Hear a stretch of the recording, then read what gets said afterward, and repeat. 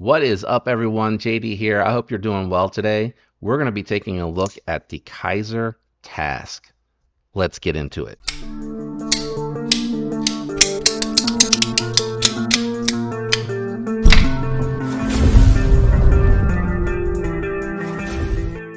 All right, guys, what we're going to do today is we're going to do some profile comparisons, size comparison. We're going to weigh the knife, and then we'll jump into my thoughts and impressions. Let's start with those size comparisons, though. First, I'm going to bring out the Miguron Moyarl, which you can see here at the Task, again, a little bit smaller, just like the Cryptid that we looked at the other day.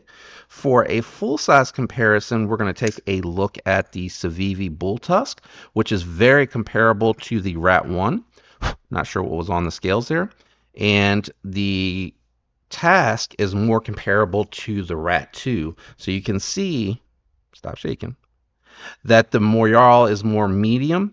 And then like the Rat 1, the Bull Tusk is more full-sized. Let's keep this Moyarl handy for the profile comparisons. We'll move the Bull Tusk out of the way. Let's do a couple of comparisons to some USA knives. First, we have the Para 3 Lightweight. You're getting closer here now.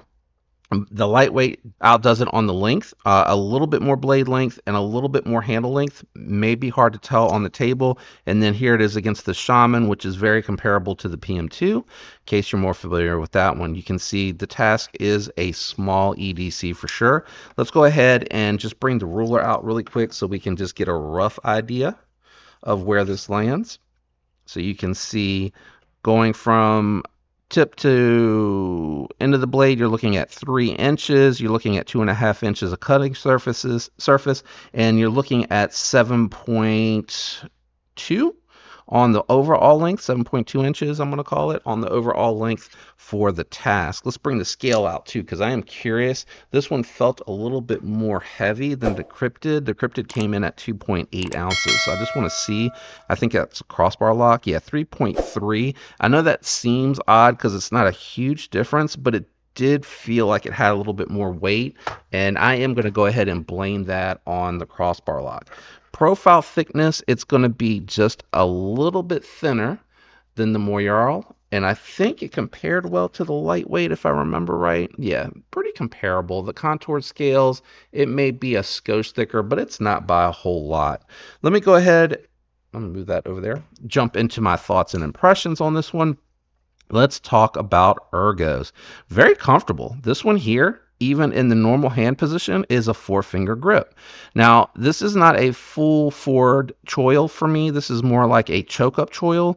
I can get up to the first knuckle and clear behind the edge termination on there. So for like your pinch grip, detailed work, not your pinch grip, Lord have mercy, for your detailed work and choke up position, you can get out to that edge pretty easily, and it does give you a nice little controlled spot. I don't feel necessary to choke up for the power grip. Again, here the thumb does help with any guided cuts that you need to make with a little bit more strength behind the push. But moving up, and it took me a minute to realize this when I was cutting with it, which we'll get to in just a moment.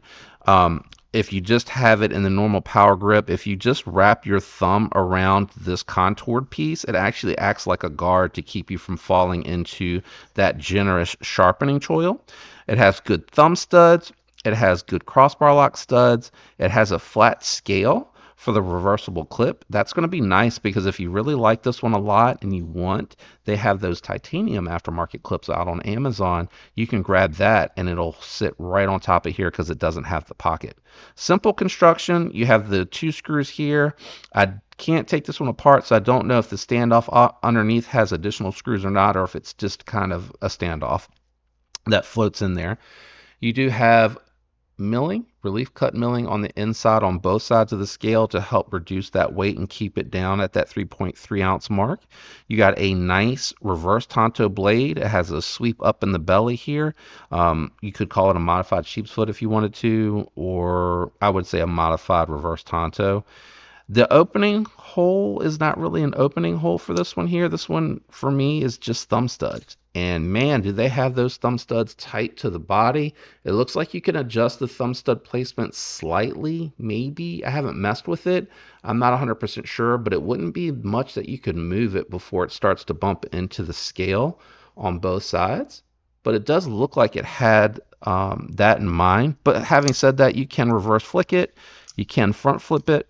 I do not see any adjustments on here. It looks like it's really hard to tell up here. The sun's going behind the clouds. I'm losing my light, and let's see here. Oh, it is adjustable. There it is. Couldn't see it. There you go. Hopefully you're able to see that there. And there we go. My lighting is off. So it is adjustable. It is an adjustable clutch lock. I cannot tell out here which hole it's in though, but it is adjustable, which I do love that about the clutch lock. I think that was genius to be able to adjust that. Can kick it out. That really doesn't bother me, to be honest with you. Feels good in this position. Super smooth. Got a little hint of play in the pivot. I might try to adjust that slightly before I send it to the next reviewer, but let's kick it down to the table for the cut test real quick. Okay, guys, we're in the garage, still rapid fire cut testing, just to get a sense of how these feel. This one here, I picked it up just a minute ago to check it, and I'm not quite sure. I think you can trigger pull this one, but it's really tight for me. But I do get full 4-finger grip on this one. And factory edge feels good. Let me get the cardboard real quick. Let's just see how it does on single ply. Oh, I ran right into the sharpening tool. So let me try that finger pull. Yeah, that's better. I would say definitely using the trigger pull is going to help with the control. And then for your power cutting, you go thicker parts, going slow. Feels good. It's got a decent, flat grind on it, nice and tall. Let me see. Yeah, not bad at all. Yeah, this has got goo on it too. Apparently, these Amazon boxes, man. I just finished doing the Cryptoid, I think it is, the other Kizer that's in this week, and it got gummed up, man. Gummed up, and I don't know, how well it was cleaned before it got here, but let's just check real quick. So we got a little tiny blemish. So I'm gonna strop it up. Doesn't feel awful. A little tiny blemish though. I do want to strop it up and just check it before I pass it along. I don't want to send it to the next reviewer like that.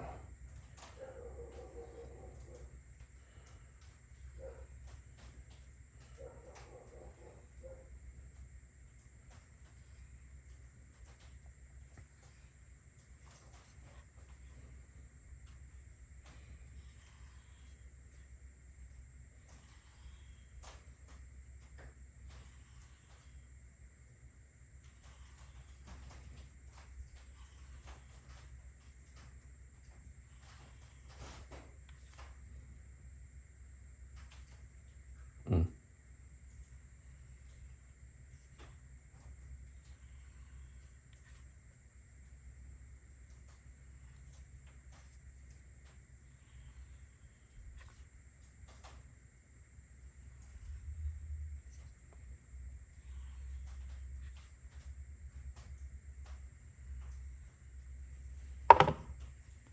Yeah, I really like the way 154 cm. I just like 154 cm period. I really love the way Kizer does their 154 cm. It's such an easy still to maintain, and it's so easy to strap and care for. You can see it's just easily moving through here. No issues whatsoever. Plenty of bite. So easy to maintenance. Now this one's a little thicker behind the edge, and it may still, it feels like it's still got a little bit left of that blemish, and I'm not surprised. This feels really hard on the strop, like slick. Slick meaning hard, like it feels like it's gliding across. And because I don't have it on my other strop, I felt it. A little hard to feel the feedback where you can kind of tell where it's not quite as smooth because of the fact that on the wood one, I can kind of feel when I'm holding it in my palm, I can feel it because I have so much material in there. I can feel a little bit of the feedback. This one's a little harder, one, because it's skinny, two, it's tall and it's caked down, you know, with stones and ceramic rod and magnets that hold it in place. So it's a little hard to feel on this one. And it also looks like it's still really gummed up. I thought I cleaned it. Maybe I need to, oops, I got hung up on the thumb studs. Maybe I need to put a little Goo Gone on here to try to make sure whatever is on this side really is gumming it up. All right, let's just see really quick with those drops. Oh my gosh, I'm flinging that microfiber cloth picked up some cardboard. There it goes. It's all gone now. Yeah, all gone.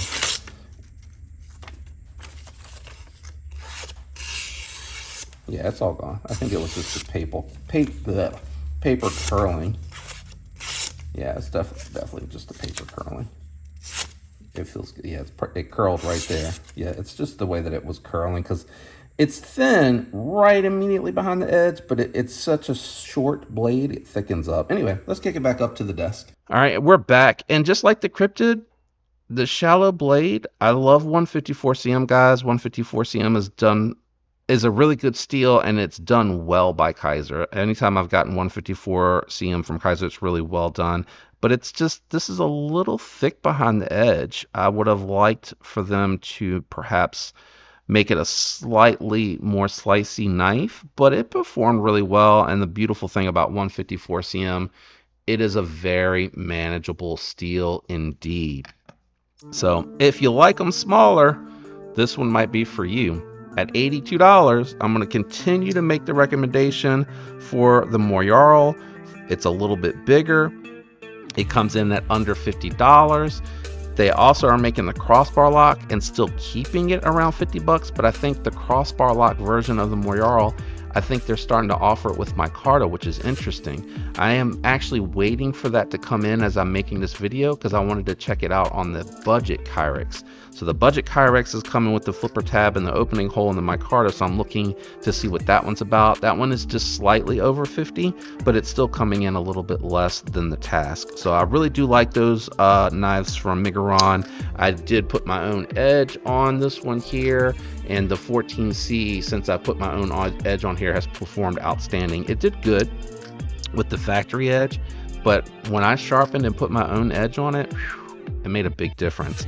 I love the Kizer clutch lock. The action on here is good, and the build quality on Kizers here as of late has really been good. I had some issues in 2023, early 2023 with some Kizers, but they seem to have shored that up, and I'm glad to see that. Let me know what you think about the Task down in the comments below. Shout out to everyone out there that likes, comments, and is subscribed. Shout out to my members. I appreciate you guys hanging out with me. You'll continue to get that early access. I hope all of you have a fantastic week, guys. I'll catch you on the next one. Peace.